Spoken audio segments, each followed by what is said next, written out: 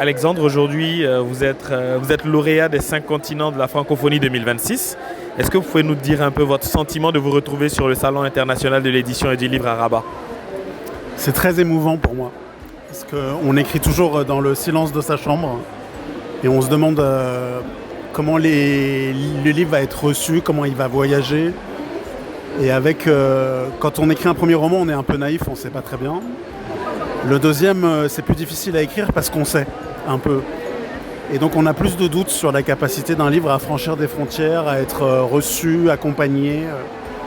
Et de ce point de vue-là, avoir le privilège de pouvoir voyager dans tout le monde francophone, c'est vraiment inespéré. Surtout parlant de voyage, on sait que vous faites une tournée, vous revenez d'Abidjan dernièrement.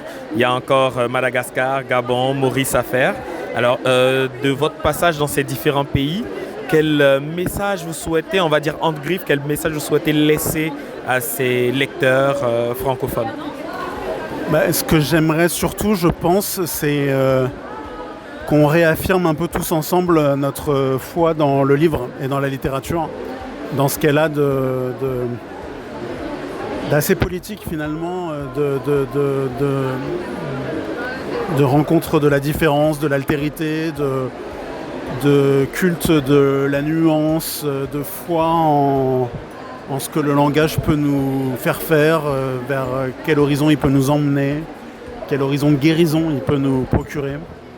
J'ai l'impression qu'on vit dans un monde où le langage est malmené, donc on peut nous lutter contre ça, et aussi dans un monde où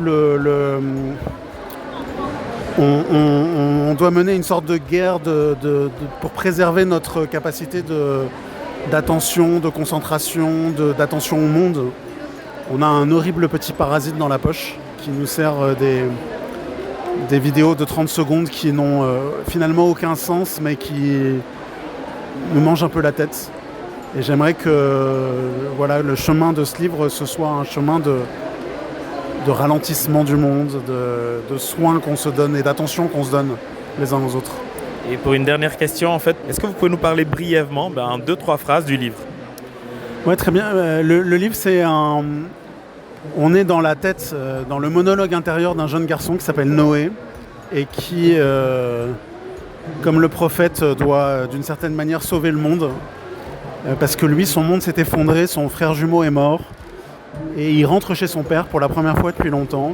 Et sur le chemin qui monte à cette maison très isolée dans laquelle il a mené une enfance très étrange, à l'écart du monde jusqu'à l'âge de 10 ans, sous la coupe d'un père despotique, tyrannique, il raconte tout le chemin qu'il a amené là. Et donc il revient vers le passé en même temps qu'il va vers l'avenir.